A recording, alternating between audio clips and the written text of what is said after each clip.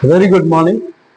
Today we are going to discuss about the main types of the epithelium tissue. In the previous video, I explained to you about the different types of epithelium, but that was only the classification. Epithelium tissues can be classified on many grounds. At least the four you should remember. The first ground is on the basis of their stratification. Sometimes epithelium tissues are found in one layer. Those are called simple epithelium. When more than one layer, it is called stratified epithelium. And when there are no layers, but it is appeared as layer, that means we can say pseudo-stratified epithelium. Now the another ground is we can classify on the basis of their origin. Some of the epithelium tissues are originated from the ectoderm. Some of they are called ectoepithelium. Some of them are originated from the mesoderm. You know, three names of the germ layer: ectoderm, mesoderm, endoderm. So ectoderm, ectoepithelium; mesoderm, mesoepithelium; and endoderm, endoepithelium or endothelium sometimes. Okay, on the basis of their function also you can classify as sensory epithelium, glandular epithelium, ciliated epithelium. On the basis of their structures, you can classify squamous, cuboidal, and columnar. It is very easy to learn about the structure, occurrence, and functions of these all three types of tissue. Basically, I want to say one thing, that class 9 students should focus on only three things: structure, occurrence, and functions. But class 11 student has to learn something more. That means if this type of tissues are found in some particular places, what are their specific functions and why those only type of epithelium tissues are present there. So it is something I'm trying my best to start from the basic things of class 9, and then I will approach class 11 in the same video. Let's focus on squamous, cuboidal, and columnar. First thing is to understand that how we can recognize under microscope. When you will see this type of tissues, when you will see transverse section, you must remember the TS means transverse section. When you will see the transverse sections of these all three types of tissue, it is very difficult to differentiate because it may be simple polygonal or ciliated polygonal. So sometimes it may be ciliated, sometimes it may not be. But polygonal shape, polygonal, that means I am not speaking about the exact hexagon or exact pentagon, but it has polygon, that means the number of sides should be more than 3. Maybe rectangular shape, maybe rhombus shape, maybe parallelogram shape, whatever you have studied in geometry. So polygonal shape is there. Now simply in cuboidal also it is polygonal, and in columnar also it is polygonal. And here again I am repeating the same thing, that sometimes you will see that these are ciliated, cilia is present. Sometimes here also cilia can or cannot be. Sometimes there also. Now in LS, that is lateral section. You know the difference between the transverse section and the lateral section. Transverse section, that means if it is a plant, then if you are cutting horizontally, it is transverse section. And if you are cutting vertically, it is lateral section. So lateral section, you will see the squamous epithelium as cubic or cubical shape.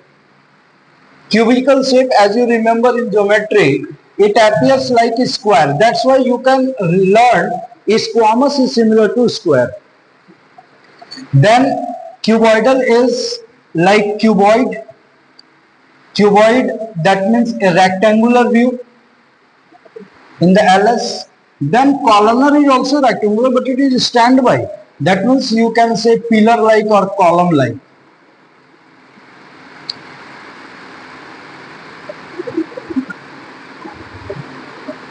Column like, that means somewhat like this. Okay. Now the third point of differentiation may be regarding nucleus. You must remember that the nucleus is single in all three types of tissue. You must remember there is no tissue, no epithelium tissue is multinucleated. So all have single nucleus. Now position of the nucleus is varied. Here in squamous epithelium, the position of nucleus is central. In cuboidal epithelium, it is also central, but in columnar epithelium, it is basal. Basal, that means you can draw the nucleus at the lower bottom point. Here you have to draw the nucleus at the center position. It is also at the center position. Now shape of the nucleus. Here it is also variable. That means here in squamous epithelium it would be elongated. थोड़ा लंबा होगा यहाँ पे. इसमें ये oval होगा. That means in cuboidal epithelium it is oval, and in columnar epithelium it is also elongated. So you must remember that on the basis of nucleus, you can differentiate this three types. On the, I told you again, I'm repeating again that in class 9 you have to focus on the structure. Here three things is sufficient for the structures. That means on the basis of transverse section, how you can differentiate, on the basis of lateral section, how you can differentiate, and on the basis of nucleus, number, position, and their shape, how can you differentiate. Now we should focus on the functions. Basically, if you will see that squamous epithelium is responsible for conduction of food and body fluid, conduction of food and body fluid, gaseous exchange, protection, secretion of enzyme. That means 1, 2, 3, 4. Basically, four kind of functions are done by squamous. What four kind? First is conduction of food and body fluid. Now, try to listen carefully. If you will focus on food, try to recall, you are known about the digestive system. In digestive system, we are eating our food in mouth. But from mouth, it should approach up to stomach to get digested.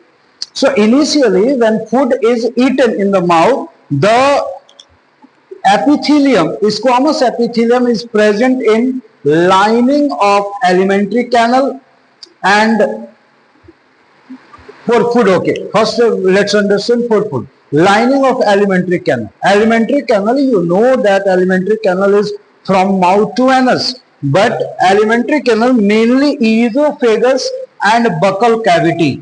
Alimentary canal mainly esophagus, that means what you called food pipe, and buccal cavity, that is mouth. So mainly this squamous epithelium tissue are found. But here you must remember that at this point where it conducts the food, non-keratinized type of non-keratinized, ciliated and stratified type of tissues are found. I told you initially that these tissues may be ciliated, may not be, may be stratified, may not be, and may be keratinized or non-keratinized. Actually, what is keratin? Keratin is a chemical secreted by epithelium tissue itself. It makes impervious the layer or the epithelium layer. Like this now, on our skin, the epithelium tissues are there, but it is keratinized. Keratinized, that means having keratin. This keratin are not allowing the outer substance to diffuse inside. So non-keratinized ciliated. Ciliated, cilia is a hair-like projection. Cilia actually helps in the conduction, to push or to help in the movement of food. So non-keratinized ciliated stratified epithelium are found in the alimentary canal, especially esophagus and buccal cavity, for the conduction of food. Now second is body fluid. Body fluid, there are two types of body fluid. One is blood, other is lymph. So blood is flowing inside blood vessels. The three types of blood vessels, the arteries, veins and capillaries. Lymphatic system also have lymph vessels. So here also in the blood vessels and in the lymph vessels, this squamous epithelium are found. But you must remember, here also these are non-keratinized and ciliated. Beta, you should learn that whenever it does the conduction or the function for conduction or conducting anything, transporting anything, pushing the material to go forward. So here it should be ciliated. The cilia is specially modified for this function. Non-characterized imperviousness. So gas, body fluid conduction, here blood vessels and here lymph vessels.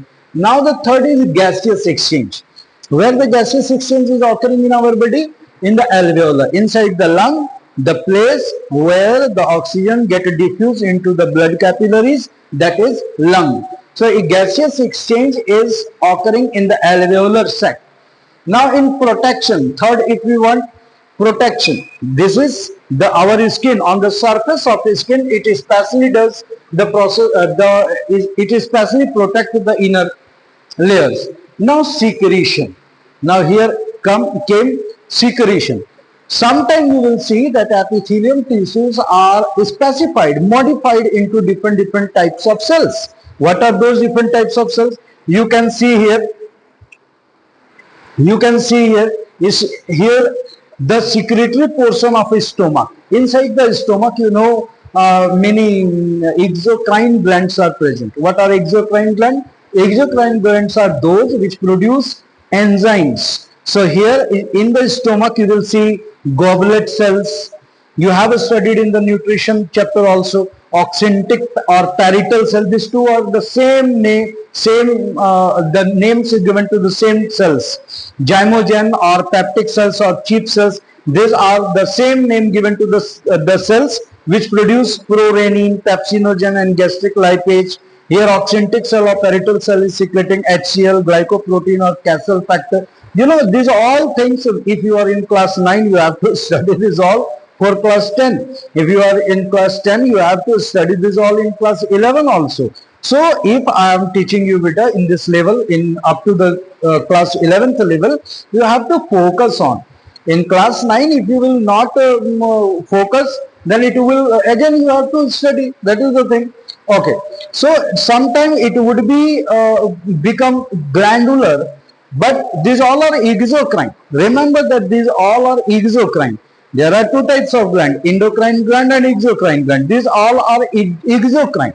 That means the gland which are secreting enzymes are called exocrine. Endocrine glands are here. Endocrine glands, those are which secretes the hormones and which do not have any kind of duct. That means ductless gland can be called endocrine gland. Okay, here some more things is, this type of squamous epithelium is also found in the vagina. In the vagina of female, it actually conduct the sperm to move towards the cervix or uterus or ampulla stomach junction. It is body fluid includes blood, lymph, but urine I left. Urine is also blood, body fluid. So lining of nephric tubule, you can find out the squamous epithelium tissue. Now think about the cuboidal epithelium. I told you that it may or may not be ciliated. So if it is non-ciliated and simple, that means found in one layer and it is non-ciliated, then you can find such cuboidal tissue in the secretory portion of the gland. Here also these are gland, sweat gland, salivary gland, mammary gland. They are exocrine, but they can secrete. Non-ciliated stratified are found in the glands, ducts of glands. Many cuboidal epithelium tissues are forming the different types of glands in our body. So at least these are sufficient. Now in columnar epithelium tissue, what can you say? Ciliated pseudostratified tissues are found in the lining of respiratory tract. That means in the respiratory tract there are columnar epithelium tissue, but they are pseudostratified. Pseudostratified, what I told, the tissue which have false stratification. They are appearing as they have many layers, but actually they don't have. So pseudostratified. Lining of respiratory tract. Respiratory tract, that means the trachea, the bronchi, bronchioles, bronchiolets, etc. So lining of respiratory tract, here they conduct, they help the air to move towards the inner part of the lungs. Now ciliated stratified are found in the lining of urethra. Urethra is the specified tube for sperm conduction. So, and in female, sperm conduction in male, and in female, urethra is conducting only the urine. So, in lining of urethra, you can find out the ciliated stratified, conjunctiva of eye, lining of salivary duct also. Non-ciliated or simple epithelium are found in the lining of small intestine, where it does the process of absorption. So beta, if you will learn that squamous epithelium is responsible for food conduction and body fluid conduction. Body fluid conduction, that means blood, lymph and urine. It also helps in gaseous exchange. It also helps in protection and sometimes secretion of enzymes. Here in columnar epithelium, gas conduction, you know, no? In the respiratory tract, gas is conducted. Sperm conduction, you know, urethra. Absorption of digested gland, you know, small intestine. So these are the different parts which we should take care for the epithelium tissue. In the next video, I will teach you the salient features of the connective tissues. Thank you.